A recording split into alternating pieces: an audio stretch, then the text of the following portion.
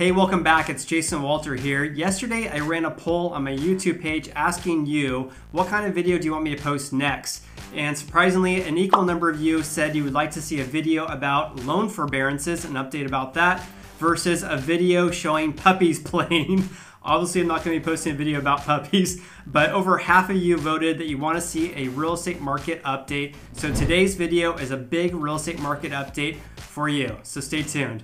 Are home prices going to be going down? And are we going to see an influx of foreclosures later this year? I'm also going to discuss what we're seeing in our listings right now as far as pendings and solds. So stay tuned for that. It's also been about 2.5 weeks since my last real estate market update, and a ton has changed. So let's go ahead and dive in. There's a lot of uncertainty right now, and I think it's really important to touch on what's happening in our economy right now because that can have an effect on the real estate market. Unemployment continues to rise in the United States. So for example, 4.4 million filed for unemployment benefit claims just last week. That is a decline of about 800,000 from the previous week, but this 5-week period total is 26 million people who have filed for unemployment benefit claims, which is a staggering number. Experts are predicting that our unemployment right now is currently at around 20%, which is a crazy high number. You compare that to the Great Depression, our unemployment rate was around 25%. So undoubtedly, this is going to have an effect on our real estate market. Obviously, our government has stepped in and has passed a series of stimulus packages in order to help mitigate this issue. But I'm not going to go into too much detail about this because I have a ton of other videos on my YouTube channel. But basically, this included a boost to unemployment benefits, $1,200 stimulus checks, and billions of dollars to go towards our small businesses to the PPP and the EIDL programs. Also, the House just approved today a brand new $484 billion stimulus package on top of the $2.2 trillion from just a couple of weeks ago.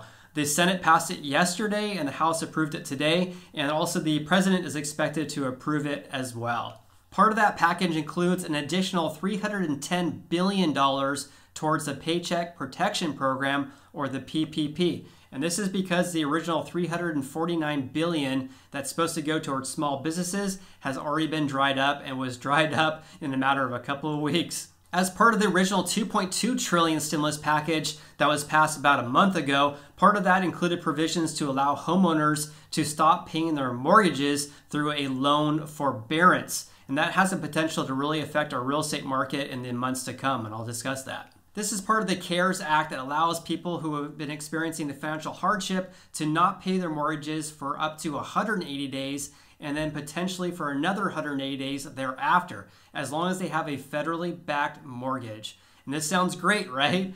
Absolutely not. I actually made a video about this. I was actually contemplating about doing a loan forbearance, and I did a ton of research about this. I found some major pitfalls with this program. I mean major. And so if you haven't seen that video yet, I'll leave a link in the description below.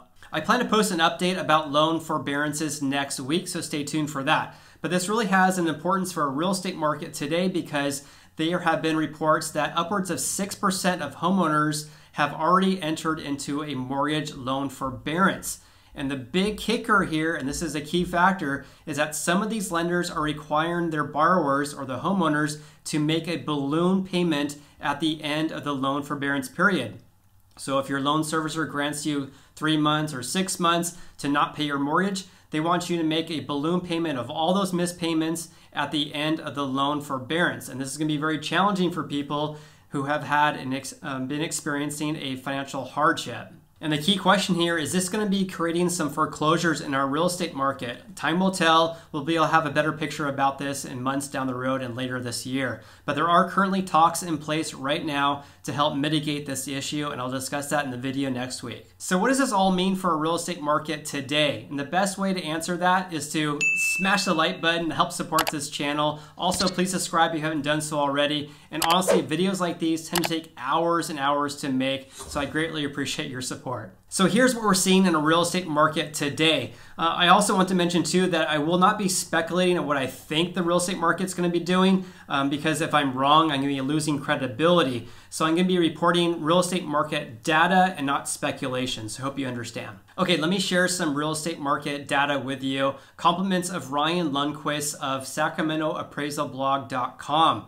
This is by no means a paid promotion. He just does a great job of posting real estate market stats, especially in the Sacramento area. He has a great blog as well as a YouTube channel, so I invite you to follow him there. As I mentioned in my previous real estate market update, listings that were placed on hold really shot up right around the same time that Governor Newsom issued his stay-at-home order in California on March 19th. And if you're not familiar, hold status is actually when the house is no longer marketed for sale, but it's not a cancel listing either. So it's kind of like in this limbo status. It's called a hold listing. There have been about 657 holds in the greater Sacramento area since March 12th. And that's about 200 more compared to my last real estate market update, and that was about 2.5 weeks ago. So a significant increase in the last 2.5 weeks.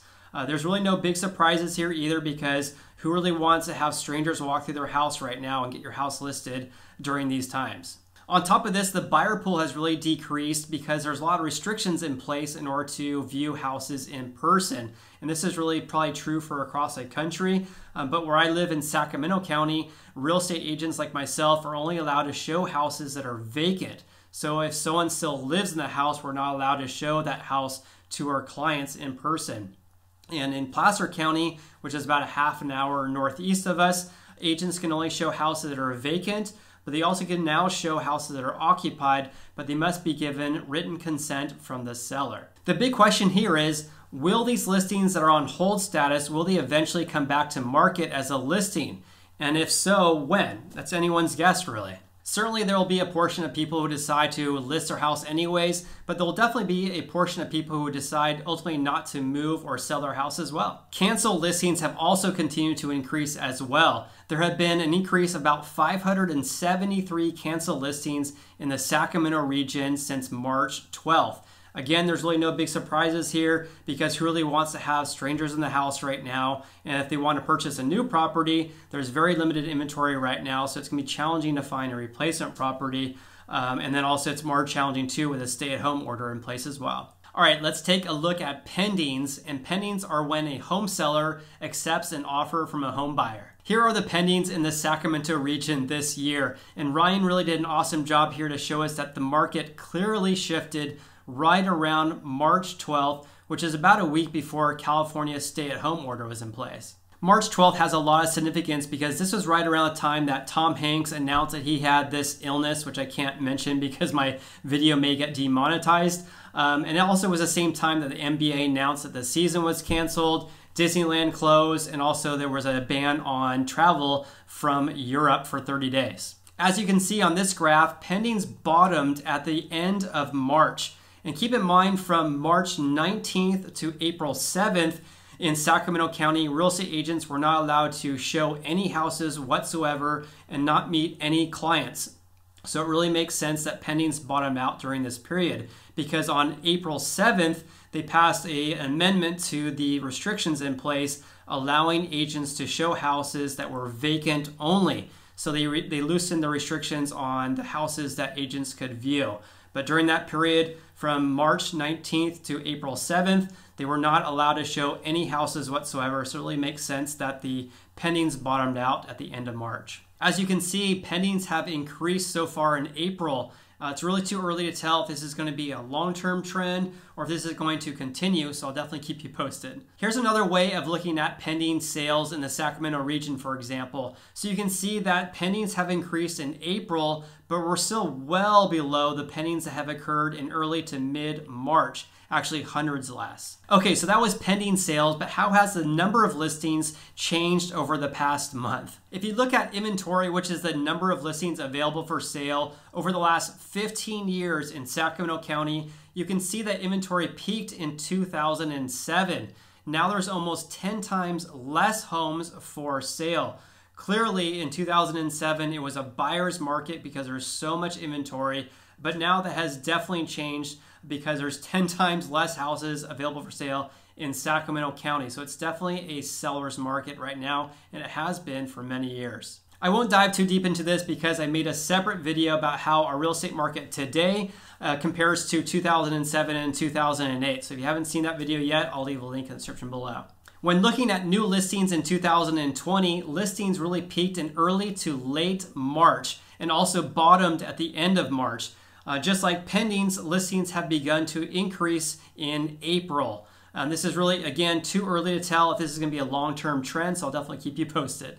Ryan also compared the number of listings this year compared to last year in 2019. And you can see at the beginning that we were right on track, more or less, to have the same number of listings as last year, but that all changed right around March 19th when they have the California stay-at-home order. And it's also quite obvious to see that the number of listings in April is significantly less than last April as well. I have two more graphics to share with you because you're probably wondering, has there been any changes in the number of sales, and also has there been any changes in home prices? The answer is that it's a bit too early in order to draw an absolute conclusion about how home sales and home prices have been affected. And this is because March sales are really the result of activity the month prior. So the March sales are really the result of pendings that occurred in February before this illness occurred. I can't mention the name because my video may get demonetized. For example, I could tell you right now that the market is on fire simply because the total number of closed escrows in Sacramento County increased 15.4% from February to March of this year. And this is really not a fair depiction of the real estate market today because everything changed in the middle of March. Here's what sales volume looks like in the Sacramento region this year compared to the last 2 years. So sales volume this year was somewhat on par with the last 2 years until the end of March when it began to decline over the last few weeks. Again, this is a short-term period of time.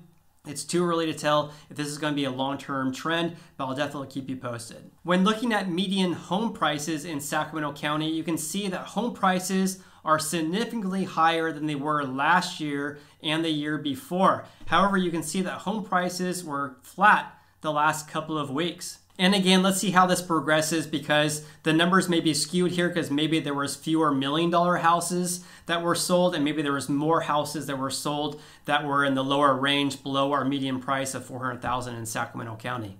So we will see. And by the way, if you're thinking about buying a house or refinancing, interest rates are very, very low right now, even less than they were a couple of weeks ago when I did my last real estate market update. The interest rates right now for a 30-year fix is around 3.3%, which is a crazy low number. Please subscribe and I'll keep you updated. Also, if you like this video, please hit the like button to help support this channel. I greatly appreciate that. You also can follow me on Instagram. I'm Sacramento Realtor. I hope you have an awesome day and look forward to seeing you on the next video.